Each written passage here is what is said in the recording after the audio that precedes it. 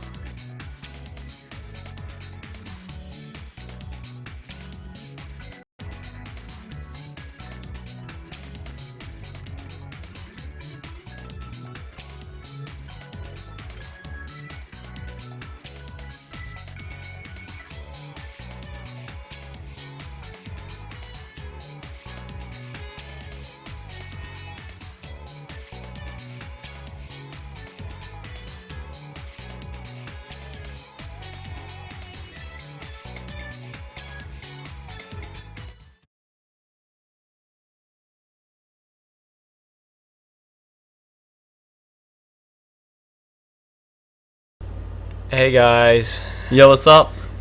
it's Baxter and Colonov here. Thanks for tuning into the first episode of Beyond the Hype, of course, where we talk about all things FGC. Yes. Alright, let's get on the road. Sorry about keeping you guys waiting. We were waiting for none other than Yusuf to hurry up and get home. So, alright, first of all, we're going to start off by introducing ourselves.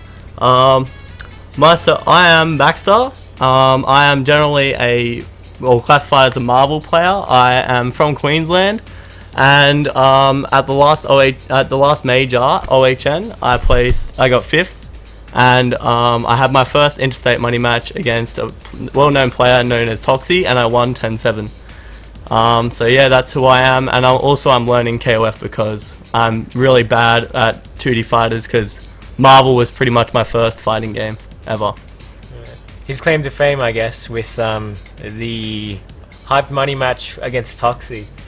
So I think you've definitely caused a stir in the community after that performance there. Yeah, I know. What do you think? Okay, I guess it's my turn. So I'm Colonov. Where do I come from? My background is in 2D and 3D fighters. For those of you that don't know, I used to be an avid Tekken player. Now not so much. But now, of course, the only game I'm really playing is KOF 13. I have played AE, Marvel 3 at one point, but now I've just completely stopped all that and just going for KOF. So yeah, it's been a pretty good run for me in KOF 13 so far. Hopefully, for my sake, that extends to this year and next.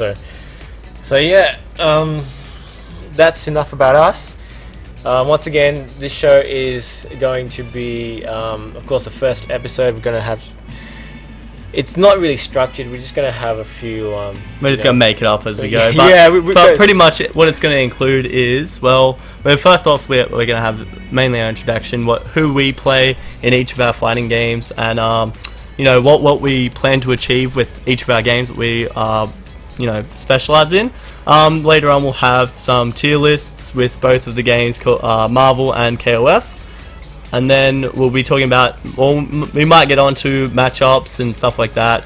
What classifies as a hard matchup, easy matchup, and then team synergy as well, because both Marvel and KOF are team games. So we'll be talking about, what a good anchor is, what they include, what a good point character is, batteries and stuff like that. So yeah, that's what we're aiming to get through this episode. And also at the end, we'll be having a video recap of both KOF featuring the player known as Wawa. Yes, he's Wawa. been causing a bit of hype lately. He's a 10-year-old French player, and basically he is insanely good. So I'll be going over. Well, we both will be going over the matches in the grand finals of the 5v5 at the World Game Cup just this weekend past, where Wawa definitely showed the world that he is a force to be reckoned with. So that will be the KOF match review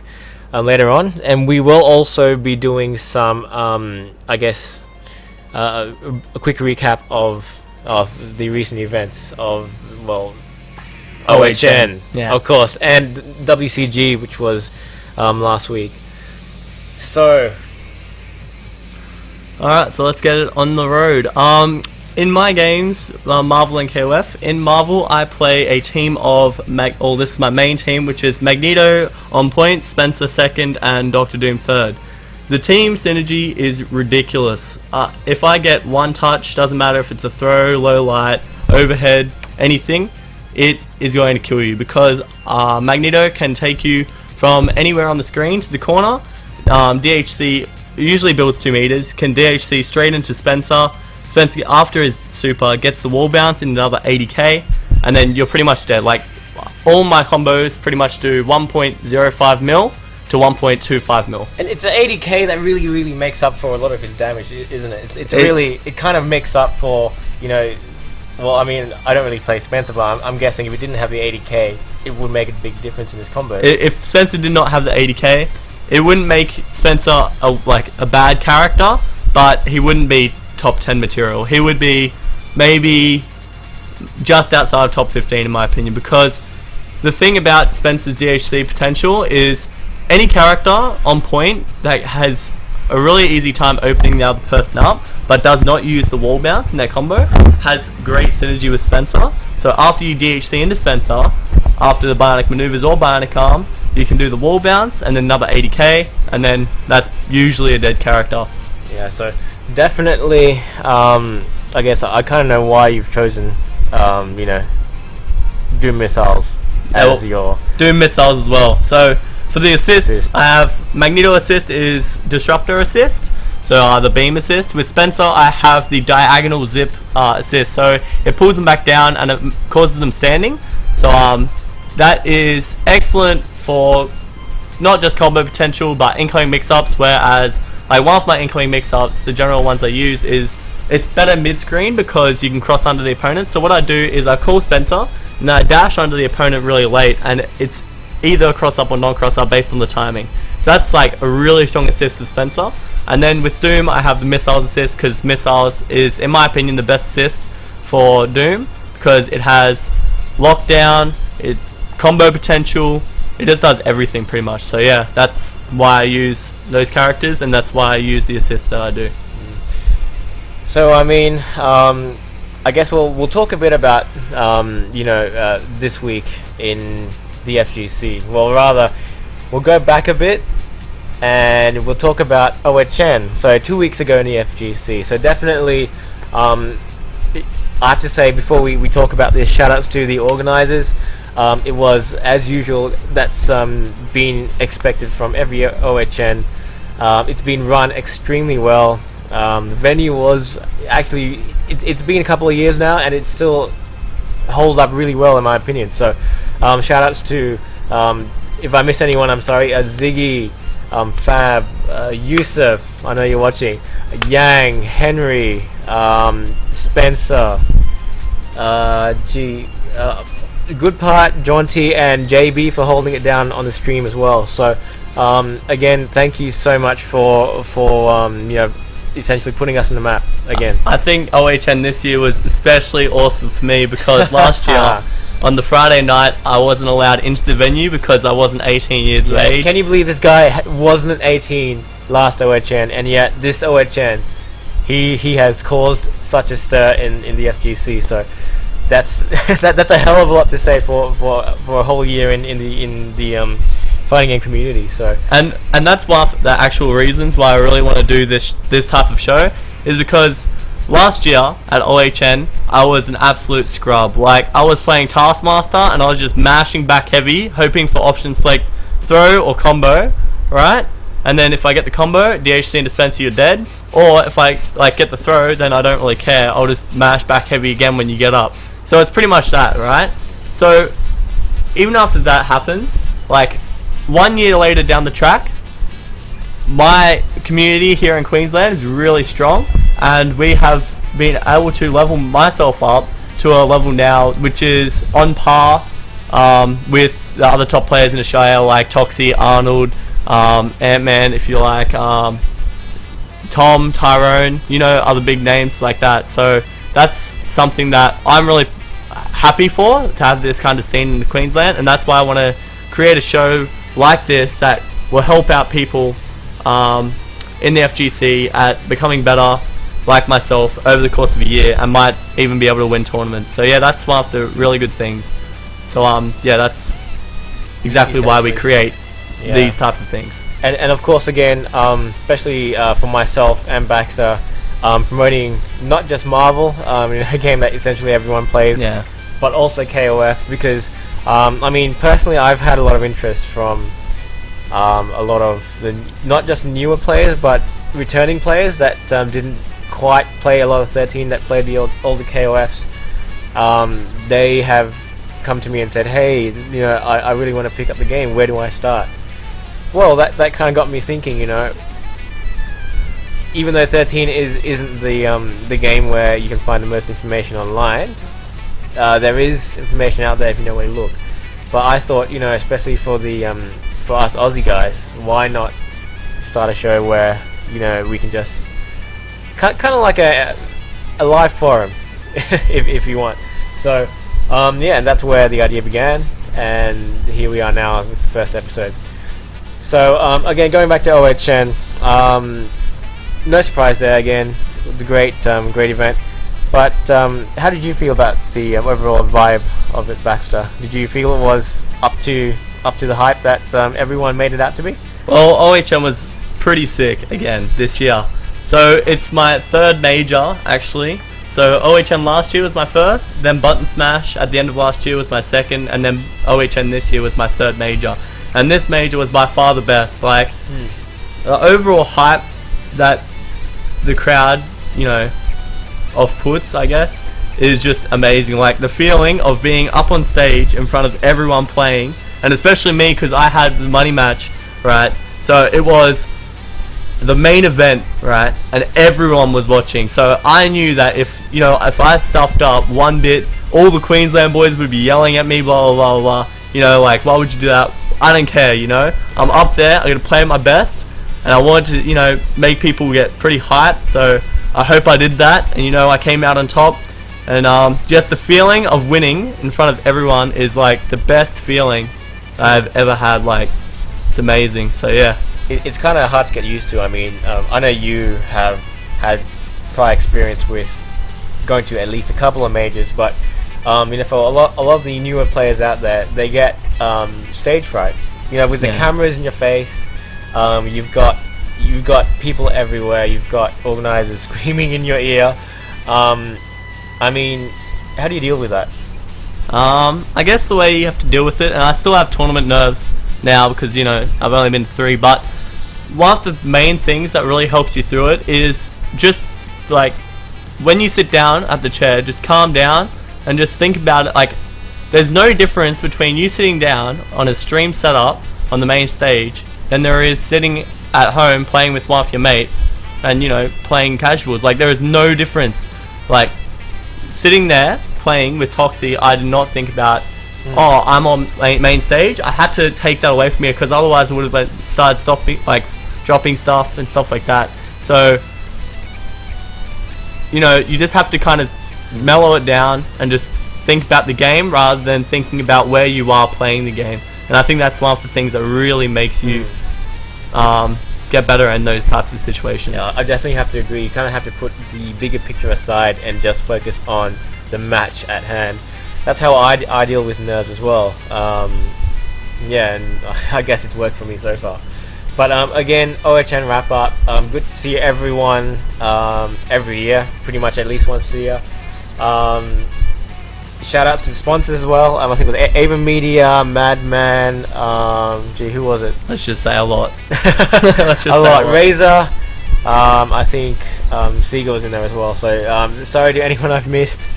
But again, thanks for your support. It's you guys that help drive the FGC along, especially in Australia when we've got quite limited exposure out there. But going on to what happened last week, of course, for those of you who know it, WCG, the World Game Cup in Cannes, France. WGC, son. GC. What did I say? CG? CG. Oh, gee, that's What's yeah, that's Singapore, so that's not that's not what I really meant to say. But so going back to the WGC,